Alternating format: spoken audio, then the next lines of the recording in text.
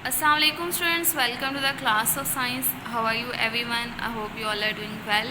Students, कल हमने unit number 4 complete किया था. आज हम पढ़ेंगे यूनिट नंबर 5 जो कि टॉपिक है हमारा सेपरेशन ऑफ सब्सटेंसेस. सेपरेशन का मतलब क्या होता है? अलग अलग करना, मुख्तलिफ़ किस्म की चीज़ों को हमने अलग अलग करना सीखना है. स्टूडेंट्स, सबसे पहले मैं आपको एक एग्ज़ाम्पल देती हूँ. हम चाय बनाते हैं, चाय के अंदर हम पानी डालते हैं, दूध डालते हैं, पत्ती डालते हैं और चीनी डालते हैं. पानी और दूध और चीनी आपस में मिक्स हो जाते हैं, यकजान हो जाते हैं, डिज़ोल्व हो जाते हैं. जबकि पत्ती एक ऐसी चीज़ है जो कि उसके अंदर डिज़ोल्व नहीं होती. तो स्टूडेंट्स, हम जब चाय पीनी होती है तो हम क्या करते हैं, उसे स्ट्रेन कर लेते हैं. तो जो पत्ती होती है उसे फेंक देते हैं और चाय हम यूज़ कर लेते हैं. यहाँ पे स्टूडेंट्स हमने क्या किया? हमने सब्सटेंसेस की सेपरेशन की. हमने उस चाय में से पत्ती को निकाल के फेंक दिया. जो चीज़ हमारी ज़रूरत की थी हमने वो इस्तेमाल कर ली. ये चीज़ क्या कहलाती है? Separation of substances. Clear students? Start में देखिए उन्होंने एक्टिविटी दी है, name the processes shown in the picture. आपने बताना है पिक्चर में प्रोसेस कौन सा हो रहा है. Discuss what is it used for. First वाले में देखें स्टूडेंट्स क्या हो रहा है. यहाँ पे मिक्सचर बन रहा है, ब्लेंडिंग हो रही है. तो यहाँ पे मैं क्या लिखती हूँ? मिक्सिंग हो रही है. और बी वाले में देखें क्या हो रहा है. ये मिक्सचर है, इसको वो ब्लो करके सेपरेट कर रही है.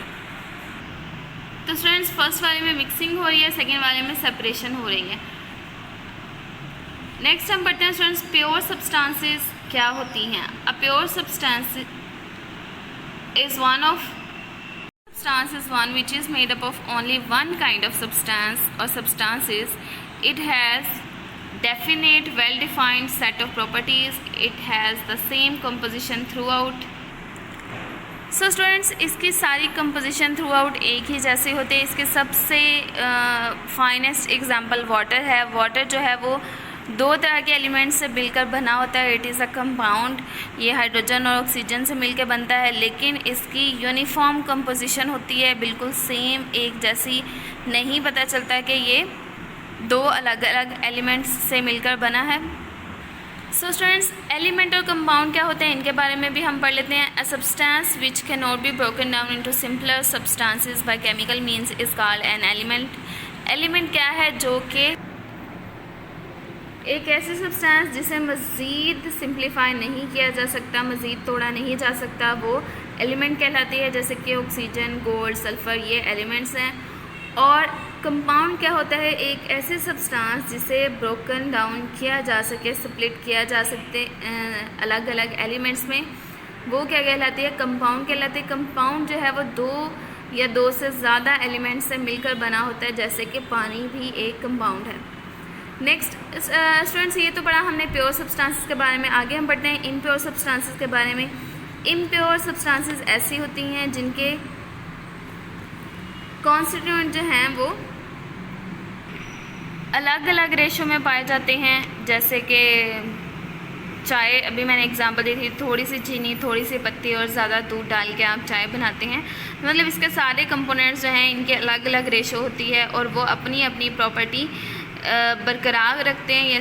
जैसे कि अगर चाय के अंदर आप चीनी डालेंगे तो वो चीनी का टेस्ट ज़रूर अलग आता रहेगा, लेकिन अगर नहीं डालेंगे तो चीनी का टेस्ट नहीं आएगा. दूध का टेस्ट भी आएगा चाय के अंदर, पत्ती का भी टेस्ट आएगा. मतलब हर चीज़ जो है वो अपनी प्रॉपर्टी बरकरार रखती है. ये चीज़ क्या कहलाती है? इम्प्योर सब्सटेंसेस और मिक्सचर्स.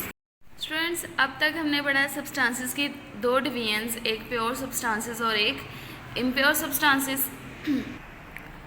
आगे प्योर सब्सटेंसेस में कौन कौन सी चीज़ें होती हैं, एक एलिमेंट्स और कंपाउंड्स होते हैं, इनके बारे में भी हमने पढ़ लिया. अब हम पढ़ेंगे इम्प्योर सब्सटेंसेस यानी कि मिक्सचर जो होते हैं उनके टू टाइप्स, एक होमोजीनियस और एक हेट्रोजीनियस.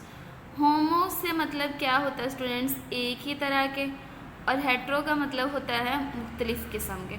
तो स्टूडेंट्स, होमोजीनियस और हेट्रोजीनियस नेम से ही पता चल रहा है. होमोजीनियस मिक्सचर का मतलब वो मिक्सचर जो कि यकजान हो जाए, एक जैसा हो जाए, उसमें से उसके सब्सटेंसेस अलग अलग नज़र ना आए, वो होमोजीनियस कहलाता है. और हेट्रोजीनियस वो मिक्सचर जिसमें सब्सटेंसेस मिक्स ना हो, हल ना हो, डिज़ोल्व ना हो और अलग अलग नज़र आते रहें, वो कहलाती हैं हेट्रोजीनस मिक्सचर और वो अपनी प्रॉपर्टीज़ बरकरार रखती हैं।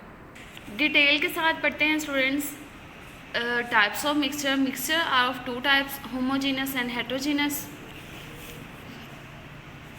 होमोजीनस मिक्सचर्स के बारे में, if you mix a spoonful of sugar in a glass of water, you cannot see the particles of sugar with your naked eyes as they get uniformly dissolved in the water। कहते हैं कि अगर आप पानी के अंदर चीनी डालते हैं 1 चम्मच, तो थोड़ी देर के बाद वो मिक्स हो जाएगी और वो हल हो जाएगी, वो आपको नज़र नहीं आएगी, अलग अलग उसके पार्टिकल्स नहीं नज़र आएंगे। Such mixture that have the same uniform composition throughout are called homogeneous mixtures। ये मिक्सचर क्या कहलाते हैं? Homogeneous mixture। When sugar is dissolved in water, the particles of sugar get evenly distributed in water, forming sugar solution। उससे क्या बन जाएगा? Sugar solution बन जाएगा। Some other examples of homogeneous mixture are salt mixed with water। Salt को अगर पानी में मिक्स करते हैं तो वो भी homogeneous mixture बनाएगा। टी जो है वो भी homogeneous mixture बनाएगी, यानी कि वो दूध और चीनी जो है वो हल हो जाएंगे, डिज़ोल्व हो जाएंगे एक दूसरे के साथ। जूस या फिर एयर जो है वो भी होमोजेनस मिक्सचर है, यानी कि एयर जो है वो कई सारी गैसेस का मिक्सचर है और इसमें आपको कोई भी गैस अलग अलग नज़र नहीं आती, ये इकट्ठी होकर एयर बनाती हैं। नेक्स्ट पढ़ते हैं हेट्रोजीनस मिक्सचर्स के बारे में। If you take a spoonful of sand and mix it in 1 glass of water, the particles are visible and settle down when left undisturbed for some time। Students, अगर आप एक spoon रेत की लेकर पानी के ग्लास में मिक्स कर देते हैं तो पार्टिकल्स, उसके सैंड के पार्टिकल्स नज़र आते रहेंगे और वो उसके अंदर डिज़ोल्व नहीं होंगे, और अगर उनको थोड़ी देर के लिए ना हिलाया जाए तो वो नीचे बैठ जाएंगे, ग्लास के नीचे। ऐसे मिक्सचर क्या कहलाते हैं? हेट्रोजीनस मिक्सचर कहलाते हैं, क्योंकि as they do not have a uniform composition throughout. A spoonful of mixture of salt and black pepper. अगर आप सॉल्ट लेते हैं यानी कि नमक लेते हैं और ब्लैक पेपर लेते हैं, may have 1 or 2 or 3 peppercorn. अगर आप मतलब पिसी हुई नहीं और वो जो कॉर्न जैसी काली मिर्च होती है, यानी कि बड़ी काली मिर्च साबुत, वो लेते हैं, उसे सॉल्ट के अंदर मिक्स करते हैं, तो वो भी उसके अंदर हल नहीं होगी, यकजान नहीं होगा, तो ये चीज़ क्या कहलाएगी? Heterogeneous mixture. इसके अलावा अगर मिट्टी को पानी में हल करते हैं तो वो भी हेट्रोजीनस मिक्सचर बनाएगी। अगर ऑयल को पानी में मिक्स करते हैं वो भी उसके अंदर हल नहीं होता, ऑयल जो है वो पानी के ऊपर फ्लोट करने लग जाता है। एंड सॉइल, अगर ऑयल को सॉइल में या वाटर किसी में भी मिक्स करेंगे तो वो मिक्स नहीं होगी। नेक्स्ट है mixture can be classified on the basis of physical state of the components. Mixture को और भी क्लासिफाई किया जा सकता है इस चीज़ पे कि आप किस तरह की स्टेट को किस तरह की स्टेट के साथ मिक्स करें। जैसे कि हमने ऊपर सॉल्ट और शुगर को पानी में मिक्स किया था, तो पानी क्या था? लिक्विड था, और शुगर क्या थी? सॉलिड थी। तो हमने क्या क्या चीज़ें मिक्स की थी? Solid, liquid. इसी तरह से जब हमने सॉल्ट को और पेपरकॉर्न्स को मिक्स किया तो ये क्या था? सॉलिड, ये भी सॉलिड। तो स्टूडेंट्स, इन बेसिस पे भी मिक्सचर को क्लासिफाई किया जा सकता है, जैसे कि सॉलिड को लिक्विड के साथ, फिर लिक्विड को लिक्विड के साथ, जैसे दूध को पानी के साथ मिक्स करें, फिर सॉलिड को गैस के साथ, फिर लिक्विड को गैस के साथ, जैसे कार्बोनेटेड ड्रिंक्स होती हैं, आप कोक वगैरह पीते हैं, उनमें गैस भी होती है और लिक्विड भी डिज़ोल्व होता है। इस तरह गैस और गैस को जैसे कि एयर वगैरह। तो स्टूडेंट्स, नेक्स्ट पेज पे हमें इसी से रिलेटेड एक टेबल दिया हुआ है कि अगर आप किस किस स्टेट को मिक्स करें तो क्या क्या बनता है, कौन सा होमोजीनियस बनेगा, कौन सा हेट्रोजीनियस मिक्सचर बनेगा, ये लिखे हुए हैं। इनको रीड आउट कर लेते हैं। स्टूडेंट्स, 3 कॉलम है यहाँ पे, 4 कॉलम है, सीरियल नंबर लिखा हुआ है फर्स्ट में, सेकंड वाले में मिक्सचर लिखे हुए हैं कि उनकी स्टेट कौन सी है, फिर लिखा हुआ है कि वो होमोजीनियस में उसकी क्या एग्जांपल है और हेट्रोजीनियस में उसकी क्या एग्जांपल है।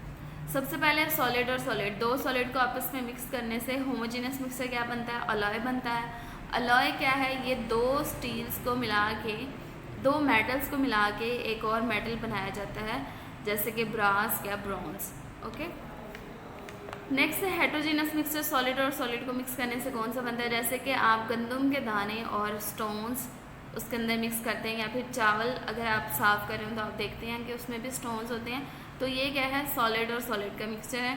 इस तरह रेत और उसके अंदर आयरन फिलिंग्स हों तो वो भी हेट्रोजीनस मिक्सचर कहलाता है, यानी कि उन्हें अलग अलग किया जा सकता है, वो मिक्स नहीं होते, हल नहीं होते।